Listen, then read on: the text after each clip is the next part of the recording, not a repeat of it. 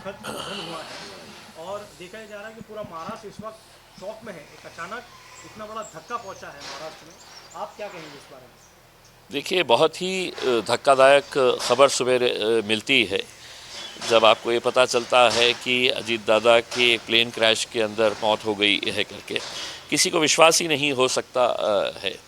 और जब ये खबर की पुष्टि होती है कि उस प्लेन में सवार पूरे के पूरे लोगों की मौत हो गई, जिसमें अजीत पवार साहब भी थे, तो बहुत ही मतलब एक धक्का बैठता है और हमारे पास शब्द नहीं है कि हम किस तरीक़े से इसको बयान कर सके।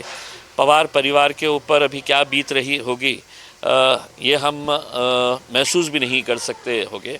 और उनके साथ साथ उनके लाखों करोड़ों चाहने वाले जो है, उनके ऊपर कितना बड़ा सदमा और ये एक धक्का लगा होगा, जिसमें हम भी शामिल है।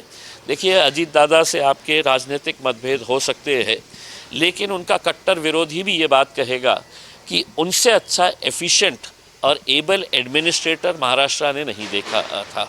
जो निर्णय लेने की क्षमता जो उनके अंदर थी, जो कला उनके अंदर थी कि वो टोलवा टोलवी नहीं करते थे कि हाँ देखेंगे, करेंगे, हो सकता है क्या। जो भी निर्णय लेना है वो जभी का जभी उसी जगह के ऊपर लेते थे। अगर होने वाला काम है तो वो मुंह पे बोल देते थे हाँ ये होगा, नहीं होने वाला है तो बिल्कुल साफ़ तरीके से बोल देते थे कि ये काम नहीं हो सकता है करके। उसमें तो एक एबल एडमिनिस्ट्रेटर, अंग्रेज़ी में एक मन है वर्काहॉलिक, एक आदमी जिसका एक पैशन होता है काम करना, जिसकी एक दीवानगी, एक जुनून होता है काम करना, उसमें अजीत पवार साहब का नाम लिया जाता है। सारे लोग जानते हैं कि सुबह 6 बजे उठ के वो काम के ऊपर लग जाते थे। 7 बजे से तो लोगों से मिलना उनकी शुरुआत हो जाती थी और देर रात तक वो काम करते थे। मैं समझता हूँ उनकी इस मौत से नुकसान से महाराष्ट्र को नहीं, हिंदुस्तान ने एक बहुत बड़ा नेता, जिसका एक बहुत ही उज्जवल भविष्य था, उसको खोया है। हम आज अपने तरफ से, अपने पार्टी AIMIM की तरफ से हम अपनी श्रद्धांजलि अर्पित करते हैं। इंक्वायरी करने की मांग की जा रही है, संजय राउत ने कहा है कि देखिए, बात स्वाभाविक है कि किसी भी बड़े नेता के जब इस तरह के हेलीकॉप्टर या प्लेन क्रैश के अंदर दुर्घटना होती है तो उसकी इंक्वायरी तो होती ही है। इसमें इस केस के अंदर भी इंक्वायरी होनी चाहिए, क्योंकि एक बहुत बड़ा नेता, अगर किसी की गलती रही है, क्या टेक्निकल फॉल्ट्स था, क्या था, ये सब इंक्वायरी के अंदर आएगा। लेकिन मैं समझता हूँ ये सेकेंडरी बातें हैं। जो नेता जाना था वो चले गया है उसमें। अब बाकी जो इंक्वायरीज ये वो है वो तो चलती रहेगी। 5 साल आप उनके साथ रहे विधानसभा में, कैसा अनुभव रहा उनके साथ? देखिए, मेरा ज़ाती तौर के ऊपर, हम तो विरोधी पक्ष के अंदर बैठने वाले थे, लेकिन विधानसभा के अंदर जो 2 नेता जब भाषण देने के लिए बैठते थे तो सारे के सारे आमदार जो है वो आते थे हाउस के अंदर सुनने के लिए। और दुर्भाग्यवश ये दोनों नेता आज हमारे बीच में नहीं है। एक तो RR पाटिल साहब का भाषण बहुत अच्छा हुआ करता था और अजीत दादा का जो भाषण था वो बहुत ही स्टडीड होता था। उसमें वो पूरे के पूरे सत्ताधारी पक्ष को अकेले हैंडल करते थे।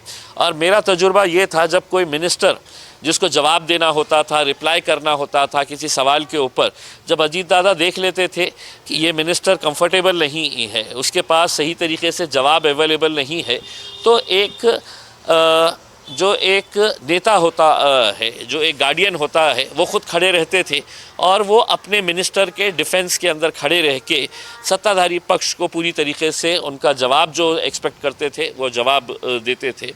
मैं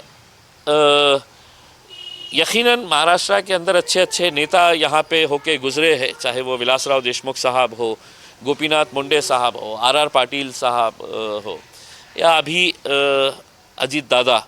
ये सभी मैं समझता हूँ इन सभी की मौत जो है वो अनटाइमली डेथ कहते हैं ना, कि कभी किसी ने सोचा नहीं था कि इनकी मौत ऐसे हो जाएगी करके। दोनों राष्ट्रवादी जिला परिषद इलेक्शन लड़ रहे हैं, दोनों साथ आने के भी संकेत मिल रहे हैं। देखिए, अब ये राजनीति का मुद्दा जो है, ये राजनीति अपनी तौर के ऊपर, लेकिन अभी तो मैं समझता हूँ कि ये महाराष्ट्र और पूरा देश जो है वो एक सदमे में है। एक शोक पूरे महाराष्ट्र के अंदर फैल चुके हैं। तो राजनीति तो चलती रहेगी, कौन हारेगा कौन जीतेगा वो इस वक्त का मुद्दा नहीं है। इस वक्त यही है कि हमारा एक अच्छा नेता हमने खो दिए है।